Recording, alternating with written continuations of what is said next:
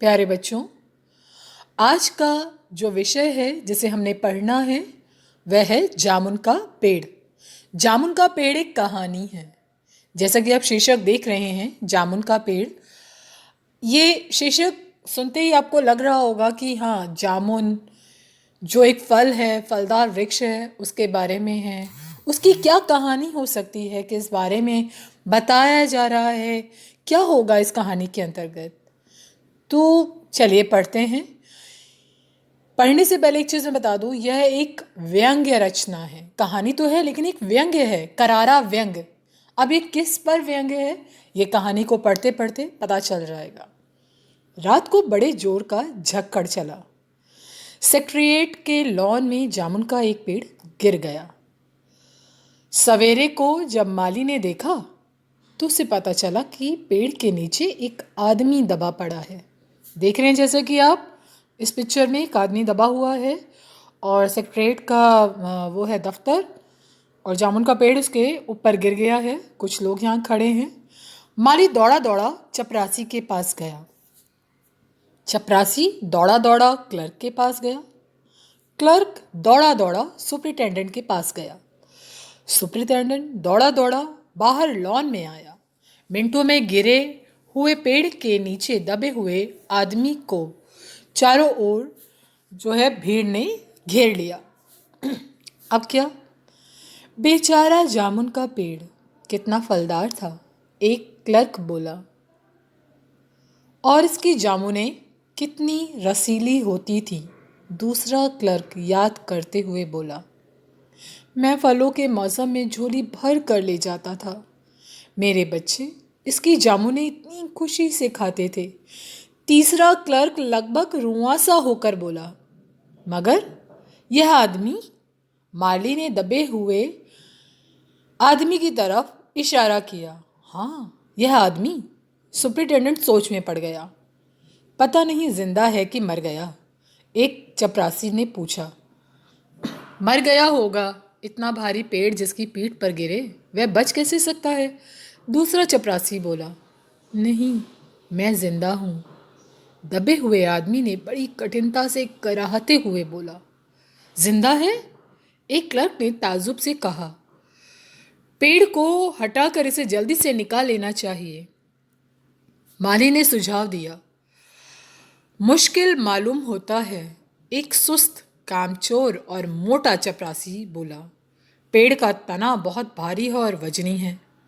क्या मुश्किल है? माली बोला।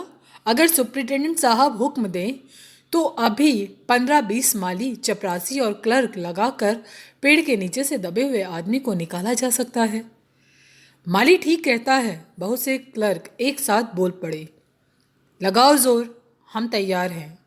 एक साथ बहुत से लोग पेड़ को उठाने को तैयार हो गए। यहाँ तक आपने कहानी पढ़ी। कहानी पढ़ते हुए पता चला क्या हुआ था। झक्कड़ मतलब आंधी चली। आंधी में क्या हुआ? पेड़ नीचे गिर गया।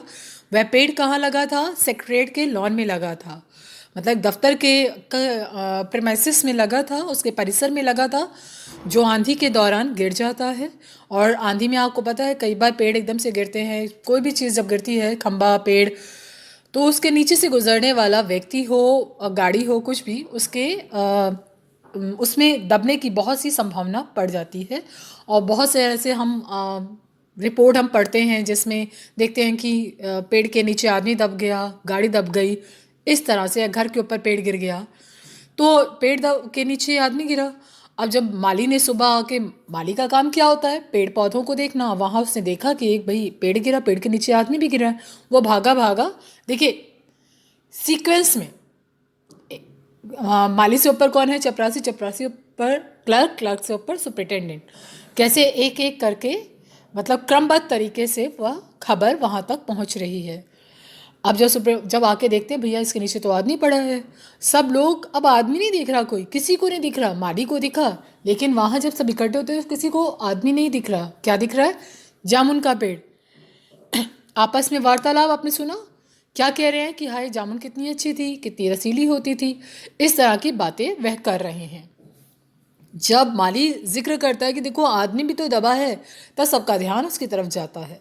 आदमी की तरफ जब ध्यान गया तो क्या हुआ? यहाँ तक कहानी एक सकारात्मक रूप लगती है कि सब कहते हैं कि जोर लगाओ और निकाल लेते हैं कि कौन सी बड़ी बात है, आदमी बच जाएगा, और सब लोग तैयार भी हो जाते हैं।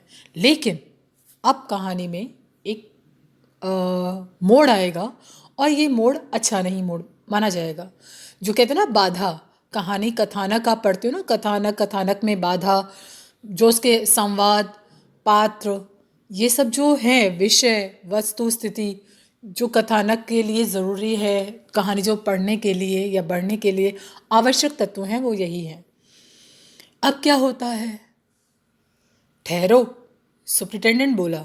मैं अंडर सेक्रेटरी से बात कर लूँ, पूछ लूँ मतलब उससे, क्योंकि उससे ऊपर कौन है? अंडर सेक्रेटरी है।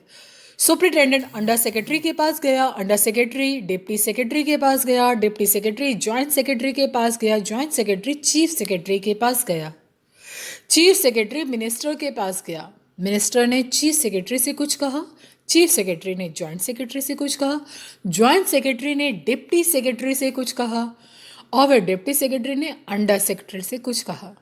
फाइल चलती रही, इसी में आधा दिन बीत गया। आप देखिए, एक आदमी वहाँ दबा है, उसको कुछ ही मिनट में पेड़ को उठाकर निकाला जा सकता था, लेकिन सरकारी कार्य, व्यंग्य है यहाँ पर सरकारी कार्य कामकाज पर, उसके एक, अब तो हम कह सकते हैं सरकारी व्यवस्था बहुत ज़्यादा सुधर गई है, लेकिन जो सरकारी तंत्र पर यहाँ व्यंग किया गया है, पहले ऐसी स्थितियाँ थीं।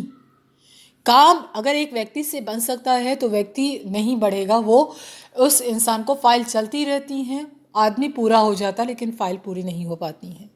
यहाँ वही व्यंग्य है कि किस तरह से एक एक के पास जा रहे हैं। सेक्रेटरी चाहता तो वहीं पर उसे निकाल सकता था, सुप्रिटेंडेंट अपने उसके पास इतनी ताकत थी, लेकिन वो अपने काम को टाल रहा है।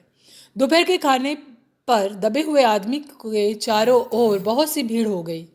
लोग तरह तरह की बातें कर रहे थे। कुछ मनचले क्लर्कों ने समस्या को खुद ही सुलझाना चाहा। वे हुकूमत के फैसले का इंतजार किए बिना पेड़ को अपने आप हटा देने का निश्चय कर रहे थे कि इतने में सुप्रिटेंडेंट फाइल ले भागा भागा आया। बोला, हम लोग खुद इस पेड़ को नहीं हटा सकते, हम लोग व्यापार विभाग से संबंधित है और यह पेड़ की समस्या है जो कृषि विभाग के अधीन है। मैं इस फाइल को अर्जेंट मार्क करके कृषि विभाग में भेज रहा हूँ, वहाँ से उत्तर आते ही इस पेड़ को हटवा दिया जाएगा। देखिए, काम कैसे टाला गया। व्यक्ति महत्वपूर्ण नहीं है, महत्वपूर्ण वह पेड़ हो रहा है जो गिर गया है, जो खत्म हो चुका है।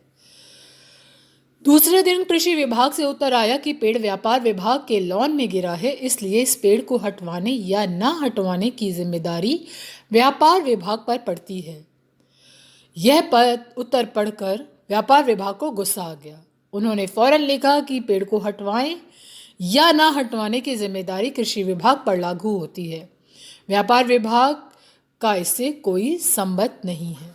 मतलब यहाँ संवेदना किसी की जागृत नहीं हो रही उस बचे हुए इंसान के लिए जो पल पल मर रहा है, अपने काम से बचने के लिए दूसरे पर थोपा जा रहा है। ठीक है बच्चे, अगली क्लास में हम आगे पढ़ेंगे।